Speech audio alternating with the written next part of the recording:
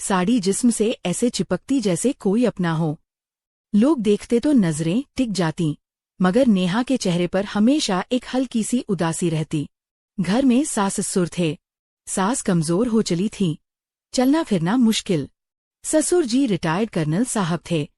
5 साल पहले एक हादसे में दोनों आंखें खो बैठे थे। अब उनकी दुनिया सिर्फ आवाजें, स्पर्श और खुशबू तक सिमट गई थी। उनका कमरा ग्राउंड फ्लोर पर था, सीढ़ियां उनके लिए पहाड़ थीं।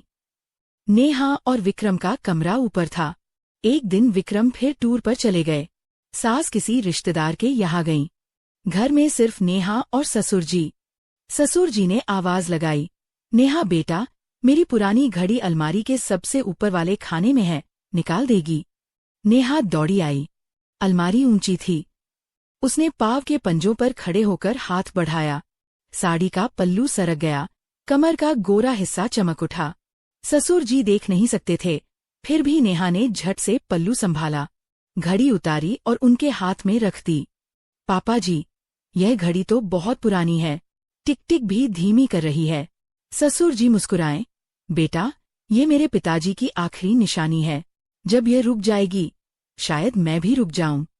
नेहा ने उनका हाथ अपने दोनों हाथों में लिया। अरे पापा जी, आप कहीं नहीं रुकेंगे, मैं हूं ना। ससुर जी ने धीरे से उसकी हथेली सहलाई। तेरे हाथ कितने नरम हैं बेटा, जैसे कोई रुई हो। नेहा शर्मा गई। पापा जी, आप भी ना, और हंसते हुए रसोई की ओर भागी। फिर दिन ऐसे ही बीतने लगे। सुबह चाय का कप नेहा खुद उनके हाथ में थमाती। ससुर जी नाक से खुशबू सूंघकर बता देते, आ गई मेरी गुड़ की चाय वाली परी। दवा का समय होता तो नेहा दवा मुंह तक ले जाती। उनका हाथ कांपता तो नेहा अपना हाथ उनके हाथ के नीचे रख देती। रात को जब बिजली जाती, नेहा मोमबत्ती लेकर उनके कमरे में बैठ जाती। ससुर जी कहानियां सुनाते, जंग की, जवानी की, पत्नी की। नेहा चुपचाप सुनती और कभी कभी उनका सिर अपने कंधे पर टिका लेती। एक रात ससुर जी को फिर सीने में तेज दर्द हुआ। नेहा अकेले उन्हें अस्पताल ले गई। पूरी रात बेंच पर बैठी रही, उनका हाथ अपने हाथ में थामे। सुबह जब होश आया तो ससुर जी ने सबसे पहले नेहा का नाम लिया। बेटा, तू है ना?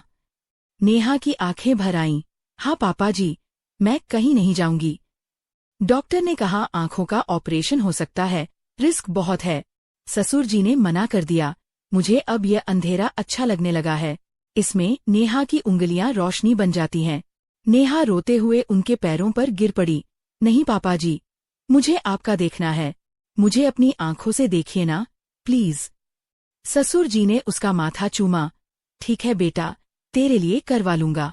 ऑपरेशन हुआ। 15 दिन बाद पट्टी खुली। ससुर जी ने सबसे पहले नेहा को देखा। आंखें नम थीं। धीरे से बोले, बेटा, तू तो सचमुच कोई अप्सरा है। मैंने सपने में भी नहीं सोचा था कि मेरी बहू इतनी हसीन होगी। नेहा हंसते हंसते रो पड़ी। विक्रम खड़ा देखता रह गया। सास ने नेहा के पैर छू लिए।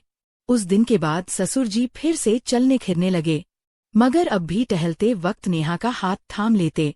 कहते, देख तो सकता हूँ अब, पर भरोसा तो बस तेरे हाथ पर है बेटा। गांव वाले पहले फुसफुसाते थे, अब क्या जरूरत है इतना पास आने की। अब कहते हैं, देखो, यही सच्चा रिश्ता होता है। यह बहू नहीं, बेटी है। और नेहा बस मुस्कुरा देती है।